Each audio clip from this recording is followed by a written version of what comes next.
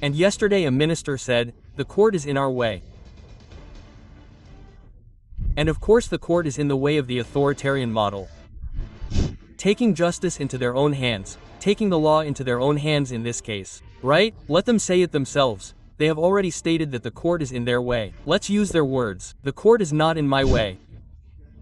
Why are we applauding today that a gentleman like Bukele has indefinite re-election, and in 2015 we were tearing our clothes and trying to set the country on fire because Rafael Correa did the same? Let's talk about Progen. Let's talk about Austral. Let's talk about the corruption cases that have already been identified by the Comptroller's office.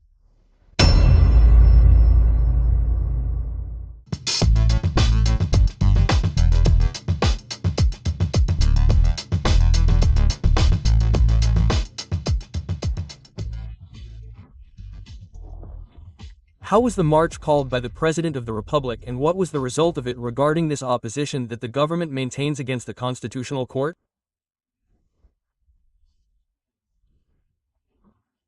What will be the results of the magistrates, of the judges of the Constitutional Court regarding these articles that have been suspended?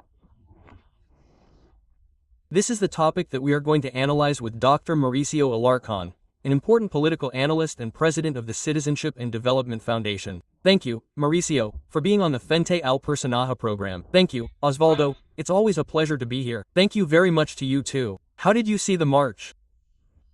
Well, did it generate the effect that the government expected? It is estimated that approximately 50,000 people will be at this march to determine and demonstrate the true power of the citizenry in this case. Whether it is 50 or 50,000, my solidarity goes to those who did not even know why they were marching, to those who said in their statements that the judges of the Constitutional Court release criminals. My solidarity goes to the public servants who, wearing huge glasses, covered by caps and even hoods, avoided making statements when they approached the cameras so as not to expose themselves to the Comptroller General of the state, or, not knowing what to say, to the fact that their contracts in public institutions would end at the end of the month.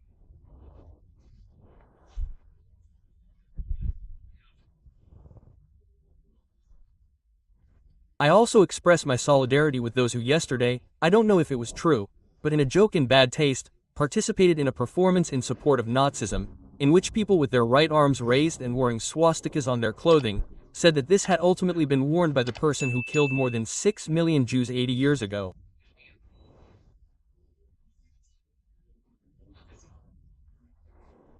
I think that is the best example of what yesterday's march was like. Needless to say, a megaphone that didn't work, a president unable to speak for more than 2 minutes, and then the stunned citizenry, not knowing how to react, in front of a constitutional court that fortunately kept its members safe. Sure, many of them went out to work remotely, right? Others also went out for security reasons, but that was the goal, to make the court notice that the citizenry is supporting the government and the Assembly's initiative regarding the articles and laws that are currently being challenged as unconstitutional. Let's demystify this topic that has been discussed in recent days. 4,619 violent deaths during the first half of 2025, the most violent half-year in our history. The laws, several of whose articles have been suspended, do not correspond to that first half year. However, the Constitutional Court is held responsible for the violent deaths, something that makes no sense. There is also talk of suspending articles that empower the public forces to act accordingly.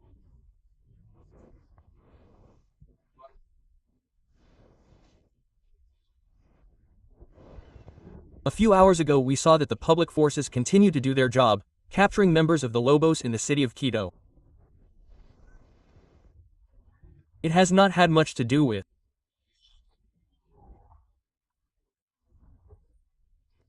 articles, demystifying these issues, because the narratives in this era of post-truth and false information are the order of the day, even from journalism itself, which in many cases yesterday celebrated the exposure of faces with stigmatizing discourse towards the judges of the Constitutional Court when they were victims of the same thing during the term of Rafael Correa.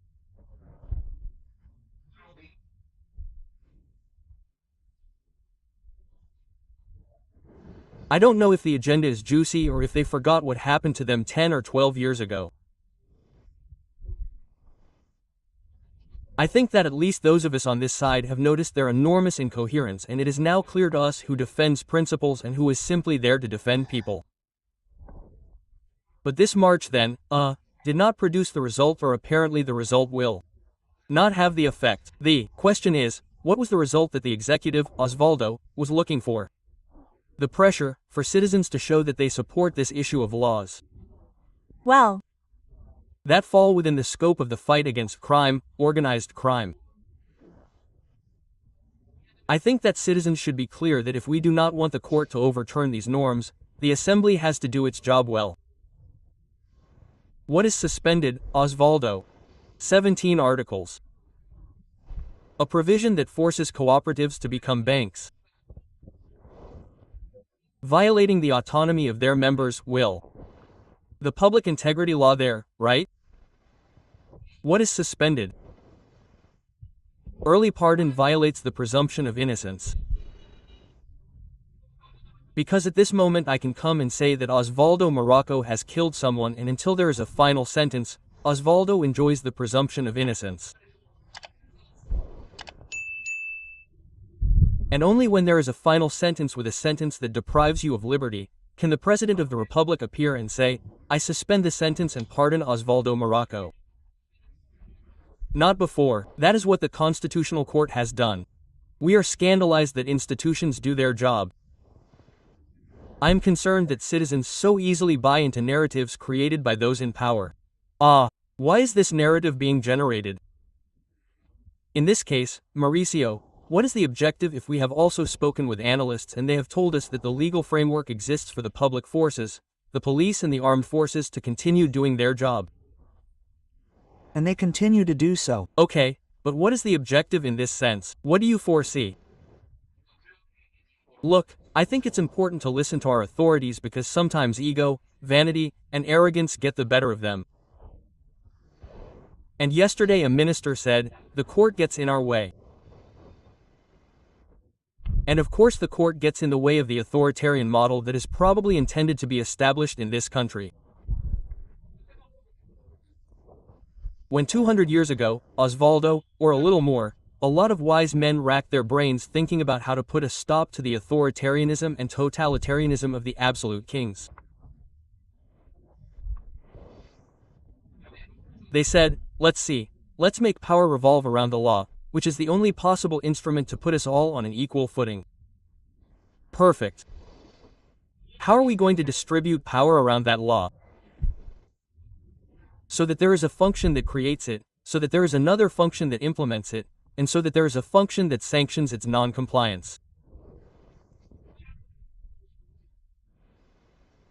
But since two of those three functions are to represent the citizenry and we have already moved to democracy and elected those representatives, there is a possibility that the vote will hand over those two functions, the legislative and the executive, to a single political force.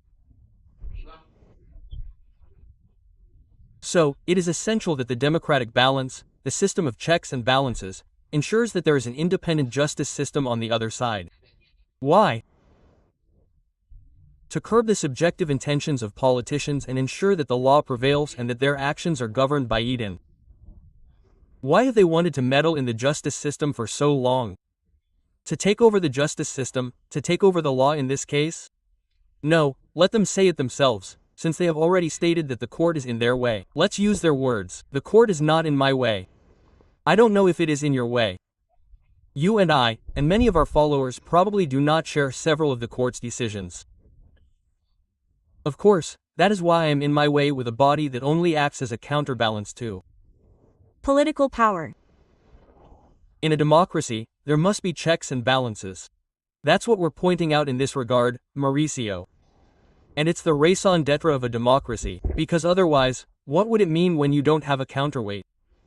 That power can do everything without any checks and balances. Let's look at what happened 15 days ago in El Salvador.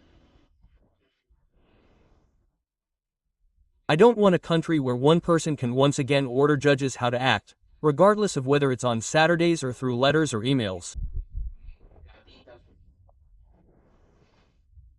I don't want unchecked power where one person decides what to do. But this model has not been.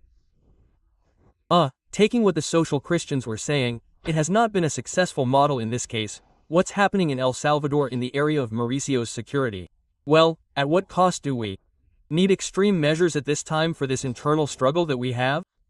But extreme measures do not require a concentration of power. Rosvaldo, is the model successful because they exercise it there with Bukele, or is the model successful because it's well done and regardless of who comes, it can be implemented? That is the question we all ask ourselves. And, for example, to me, again, returning to the incoherence of many colleagues and friends, why is it that people applaud today that a gentleman like Bukele has indefinite re-election? And in 2015 we were tearing our clothes and trying to set the country on fire because Rafael Correa did the same thing, because for many the problem is not authoritarianism, but that the authoritarian is not in his circle of friends.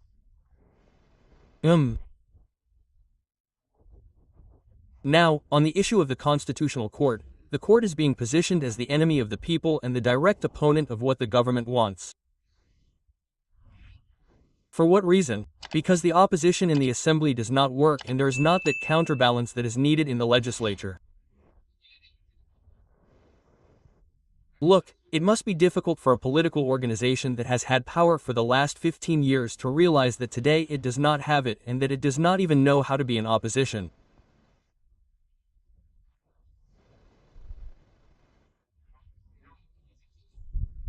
But that does not mean that those who officially exercise power, that is, the ruling party, will be creating enemies for their narratives, for their guerrilla communication, or to justify their ineffectiveness in the exercise of power. Osvaldo, who are responsible for the violent deaths in Ecuador? Of course, directly, organized crime groups, drug trafficking, the large corruption networks that are entrenched in the institutions. But the 9 judges of the Constitutional Court have to go out and patrol the streets to defend us, right? Well, those who have to do so should at least be equipped. The judges of the court, in this case, are perhaps isolated or do not understand the reality that the country is going through at this moment. Osvaldo, isolated from an internal war. The ministers of state who travel the streets of Quito in caravans of 7 to 8 vehicles are isolated, and they don't even cross the street to buy things in stores without being protected by a bulletproof blanket or a bulletproof vest. They are protected and unaware of the reality. Let's see if these security operations cover the members of the Constitutional Court, who yesterday in their statement said that they had even removed the protective bases from the building. Who knows with what intention? That issue was worrying, right? So, we have to demystify these types of things. Those who live in the bubble are others, and the military circle that says that the military did it, right? In this case. So I think that here we have to start saying things with data, with information, and not falling into those perverse narratives that a propaganda apparatus is starting to establish again in Ecuador. Osvaldo. Yes, but this narrative is what is penetrating public opinion and the citizenry in this case. I don't know to what extent. Look at the people who were at the mobilization in this march. But let's see. I don't know if global opinion went to the march yesterday, did they go? And they managed to cover it, they were with David. In some media outlets, and David probably saw it too. People were filmed with wads of bills paying people for participating in the march. That was spontaneous, right? Yeah, but that issue was believable. It could have been manipulated. I don't know, that issue. I don't think so. I don't think so because even the night before the march, several media outlets approached when the buses were filling up and people said they were coming here because they had been offered payment. I don't mean to say that all of them are. Yesterday there were people who spontaneously exercised their right to freedom of expression by talking nonsense. But of course, talking nonsense like saying that the Constitutional Court releases criminals, those types of issues are part of the right to freedom of expression that the court protects, those of you who are now against it. From your point of view, it did not fulfill its objective. It is a failed march in this case, if it was a march that had people who were paid, public officials. But that is nothing new, Osvaldo. I repeat, I do not know what the objective of the march was. If the objective was to pressure the Constitutional Court, the march was not successful. Read the statement issued by the court.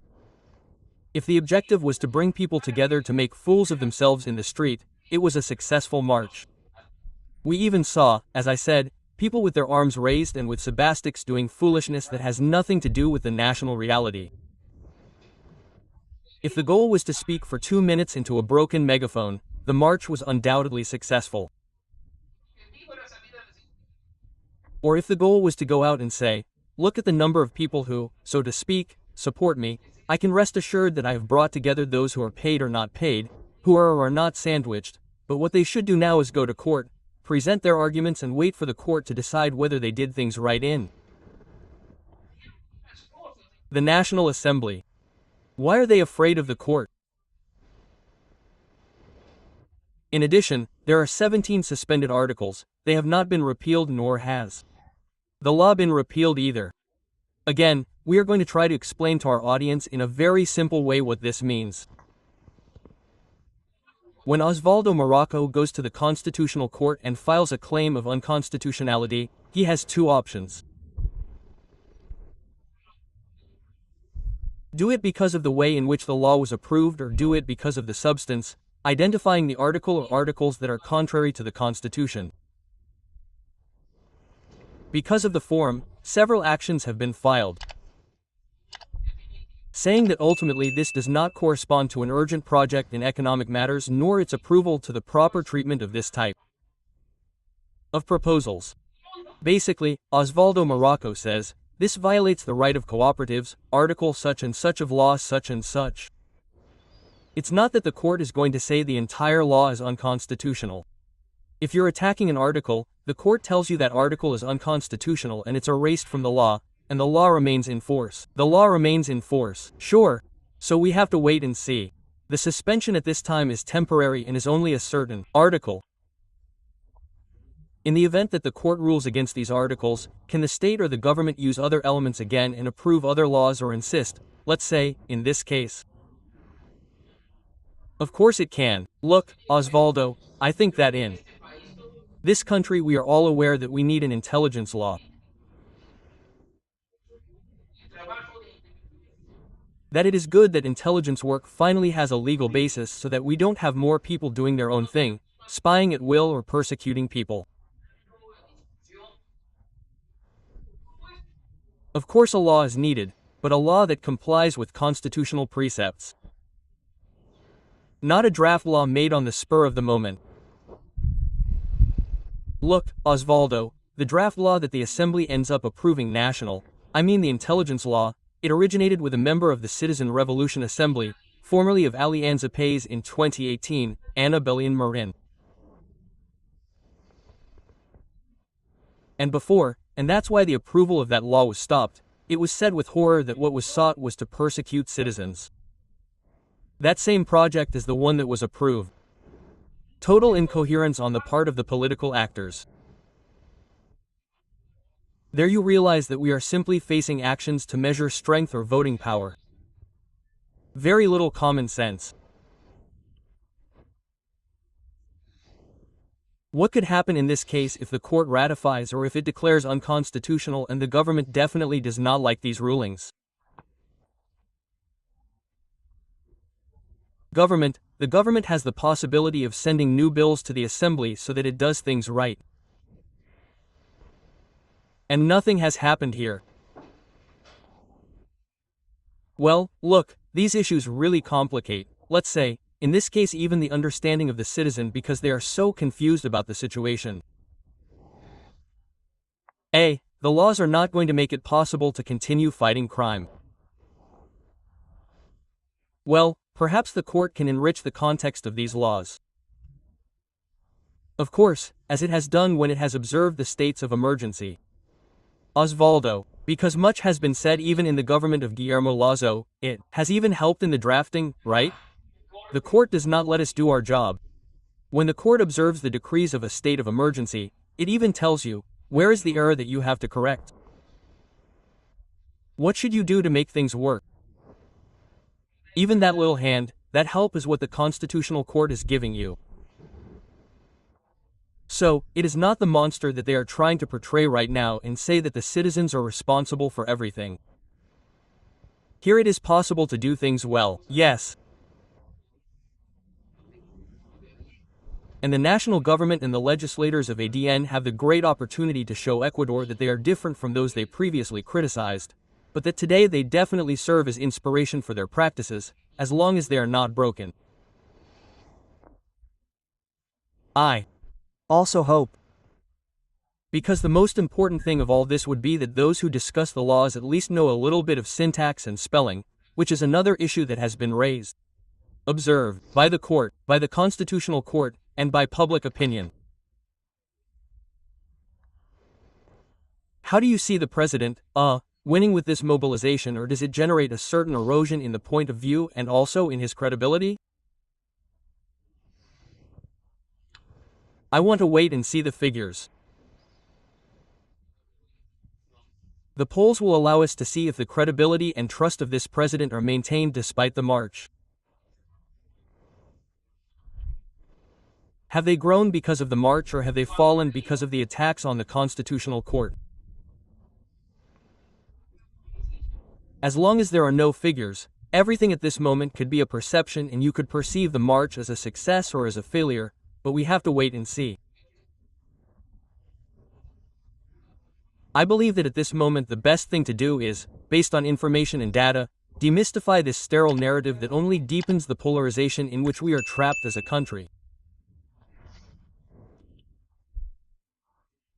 We are so polarized that we discuss and analyze the issue of the march and suddenly deviate from analyzing other important issues such as health, Mauricio, or energy.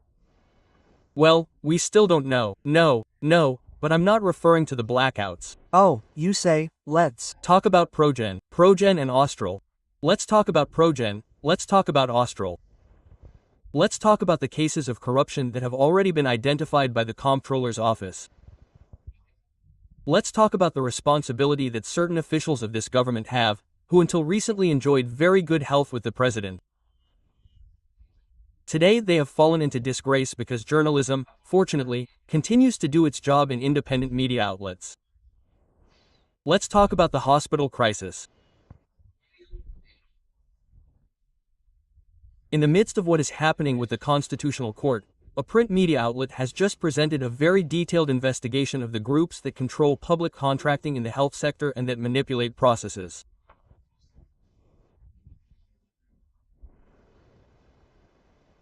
Let's start discussing that. That is what we must attack and combat.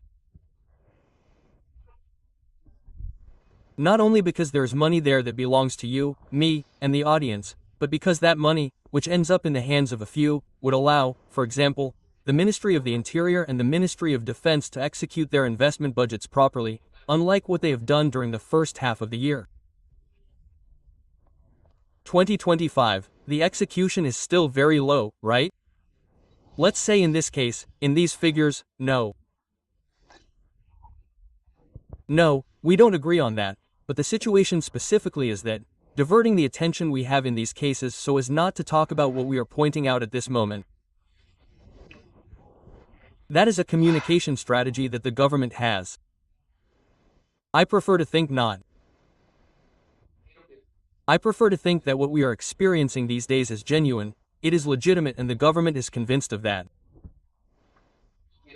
I do not want to think again about a government that manipulates, that activates propaganda apparatuses, that harasses, that stigmatizes. I even prefer to think that much of what we have seen in the context of the march is linked to ignorance and not to bad intentions. But we have to be careful because we could be, or are repeating more of the same in this case of what we have already gone through. I think so. We were talking about it more or less during Korea's government. I think so. Many say, how are they going to compare what Korea did, who is currently a fugitive, with what the president is doing? Well, there is an official out there who says that being compared to Korea's bothers him. If they act like that, the comparison is natural. So in this case, once again, they have a great opportunity to show the country that they are different, right? That they are more of the same, with a different color. And this is what is happening to the country in the legal and political spheres. Look, at some point I was telling you, we have a lot to talk about and everything happens.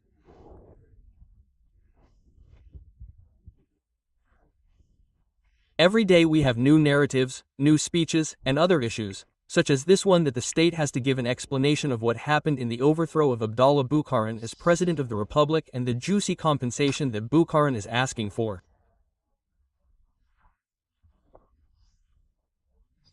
No, I can't. If I don't tell you, I'll laugh because look, in this context in which we demonize the rule of law, what just happened with the Bucaran case is nothing more than a breach of the rule of law.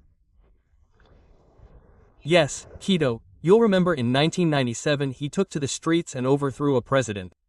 But I don't know, Osvaldo has been in journalism for many years and he was just a teenager.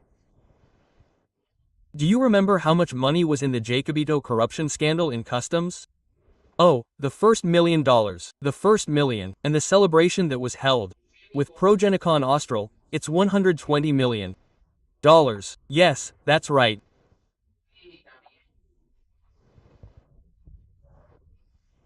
I also remember that during the Bucaran era we had an energy minister who prided himself on being a caveman and who said that he would take women to his cave to have them answer for him in a clear act of sexual harassment or sexual violence, as we call it today.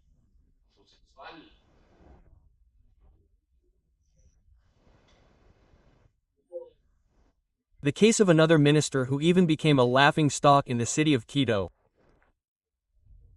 for causing a public scandal because some fine underwear he had bought was stolen. I don't know if it was with his first salary as minister or with some ill-gotten money from a hotel in the capital. But compared to what we see today and have seen over the last 15 years, it's very small. Sure, but why does history repeat itself? What Bucaran is asking for is not small, because he is asking for more than what he has suffered, $500 million. How much is 200 million? The Inter-American Commission and the Inter-American Court are not going to grant compensation of that nature if at some point they rule in favor of former President Bucaran and declare a violation of his rights.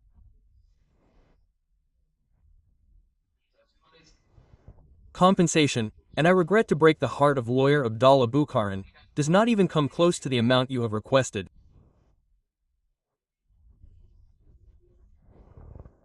I would have to erase quite a few zeros because, look, in cases of forced disappearance and death of people, the Inter-American Court has awarded $1 million in the best of cases. In other cases, the amount is in the thousands. So, although some may be scandalized by the announcement of the 200 million, we will have to wait and see the decision. That is the former president's wish. Well, I also wish to have 200 million a day. But there will be a way to collect from the psychiatrists in Congress who dismissed him. Look, to this day there is no way to collect from the psychiatrists in Congress who defied the Supreme Court and the Constitutional Court between 2004 and 2005. And those compensations in both cases, Quintana Coelho and Comba Campos against Ecuador, have already been paid. So you, me, and the audience, all Ecuadorians pay to cover that while those who overthrew the court sing and dance. How much did that amount to more or less? Well, there were compensations again corresponding, especially to issues of lost earnings of those who were illegally and unconstitutionally dismissed from their duties, of $250,000, 250,000. But you multiplied it and of course we are talking about the fact that Ecuadorians did not have to pay a few million. So that responsibility for the right of recourse is just for show in this country, and those who have the power to do whatever they want continue to sing and dance with total impunity without having taken responsibility for the political decisions they made. Hey, what path do you see the country, Ecuador, taking at this time? There are many drawbacks. The issue of security itself, which is generating this confrontation with the court, the indices you have already made known are very alarming.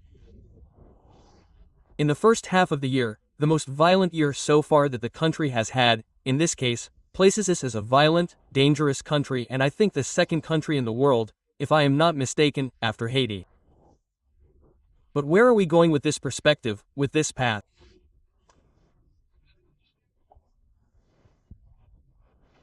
Look, as long as these issues are handled politically and not on a technical basis, as long as they are handled according to the interests of a party and not thinking about the comprehensive attention to the problem that has us as it has us, the solution is very far away.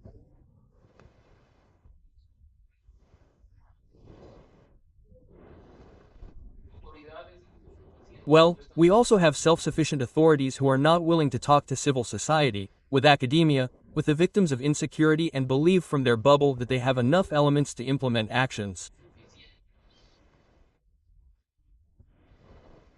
The solution to the problem is very far away. Why have some countries overcome their insecurity problems? Because they have known how to do things well. They say, here we are very quick to copy bad practices. Why don't we start copying the good ones? Why don't we start implementing in Ecuador issues that have worked in other countries? Quote. But there is the case with Salvador, with the Bukele plan. But the Bukele plan does not involve indefinite re-election. Oh, of course, it does not involve taking over the prosecutor's office or the constitutional chamber. If the Bukele security plan has worked, don't just travel to El Salvador to take photos with the ministers, review what was done, evaluate it based on the national reality, and implement it. It's not difficult. This is being worked on based on what the next referendum could mean. Mauricio, of course some obstacles are already appearing, right? For some of the questions that have been raised, it's possible, like those of the Citizen Participation Council. Look, it's possible. The only certainty is that today the country will have a referendum on two issues that have already completed their previous procedure, and today it will be up to us to ratify or reject it. Military bases. First, foreign military bases in international cooperation exercises in security matters, and the second, the elimination of public financing from politics and electoral campaigns.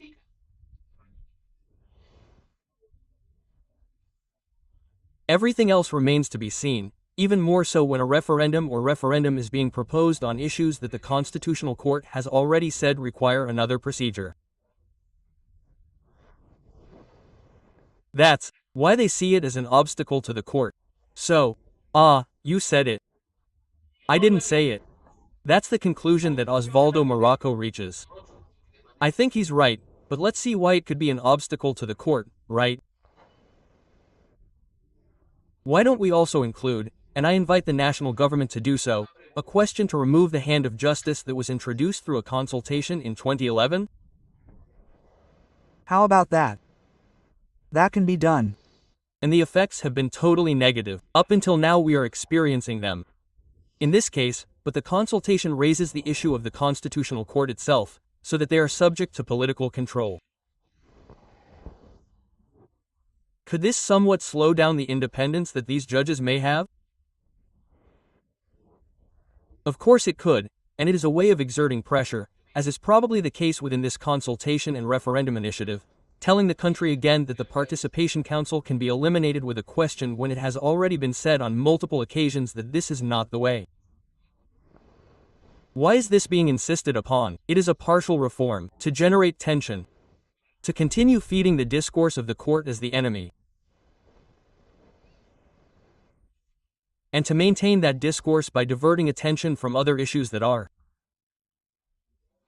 truly important and that you have rightly put on the table for discussion today. Mauricio, we will continue discussing these issues. I am, always, grateful for your presence this morning. Thank you very much. Thanks to Dr. Mauricio Alarcón, the president of the Citizenship and Development Foundation, an important political analyst who has been on our Fuente del Personal program. Don't forget that we are on the global opinion platforms. Follow us on our YouTube channel, subscribe to the channel, and that way we will grow little by little as an alternative media outlet. At least that is what we try to be, right? To provide diversity so that you can draw conclusions from what we are raising as well as the issues that we are analyzing daily. Global Opinion's social networks are also important. Help us with likes. Comments are important on TikTok, Facebook, Instagram.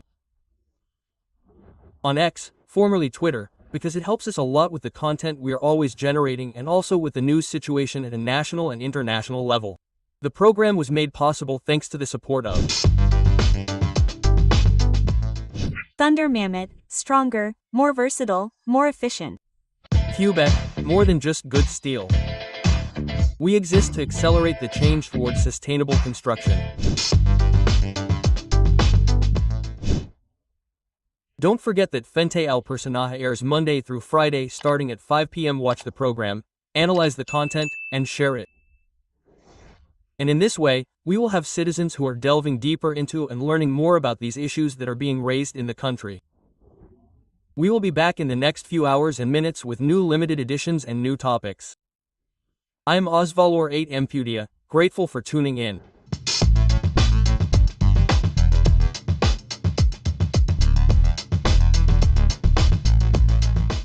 Quebec, more than just good steel. We exist to accelerate the change towards sustainable construction. We offer the widest variety of products and solutions for construction.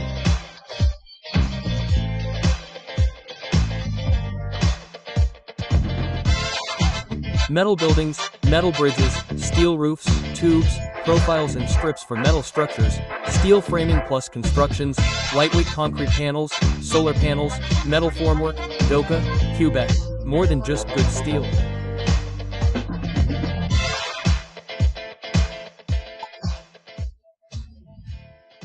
He's the skinny guy, the juice man of the square.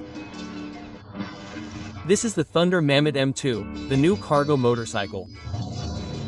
What do these two characters from the Ecuadorian coast have in common? They have the key to undertaking, achieving freedom and moving independently.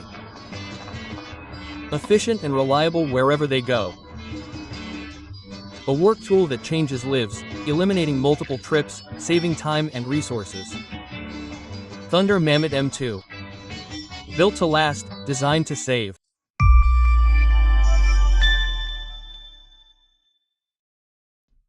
The opinions of our guests do not represent the opinion of this media outlet. Yeah,